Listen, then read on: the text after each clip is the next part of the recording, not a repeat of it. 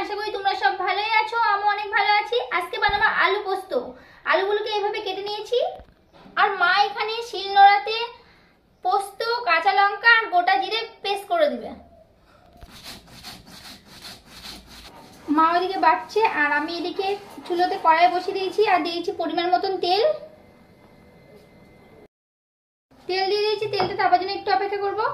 তেলটা দেবে গেছে, এর মধ্যে দিয়েছি তেজপাতা, শুকনো লঙ্কা আর পাঁচফোড়ন ফোড়ন দিয়েছি, আর দিয়েছি আলু। আলু দিয়ে দিয়েছি, এবার লাল করে ভেজে নিব 10 মিনিট। আলুটা লাল করে ভেজে নিয়েছি 10 মিনিট। পোস্ত, জিরে, কাঁচা লঙ্কার পেস্টের মধ্যে দিয়েছি হলুদ পরিমাণ মতন আর পরিমাণ মতন লবণ দিয়ে দিলাম। এবার এটাকে দিয়ে দেবো কড়াইয়ের মধ্যে। পেস্টটা দেওয়া হয়ে গেছে, ভালো করে কষিয়ে নিব। পোস্তটা ভালো করে কষিয়ে নিচ্ছি, আলু 5 মিনিট ভালো করে কষিয়ে নেব। দিয়েছি জল,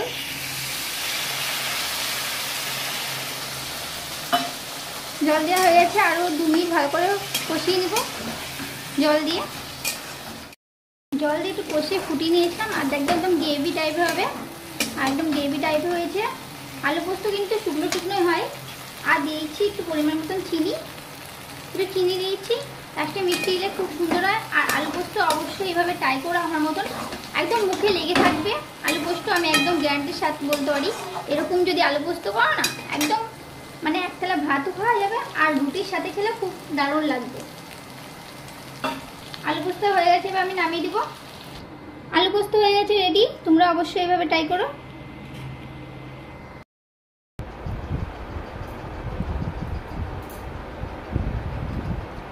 হেবি সুন্দর হয়েছে, অসাধারণ হয়েছে।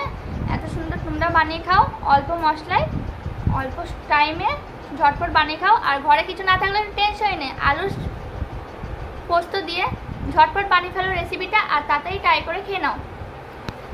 আজকে ব্লগটা এইটুকুনি, পরে ব্লগে দেখা হচ্ছে। Bye bye.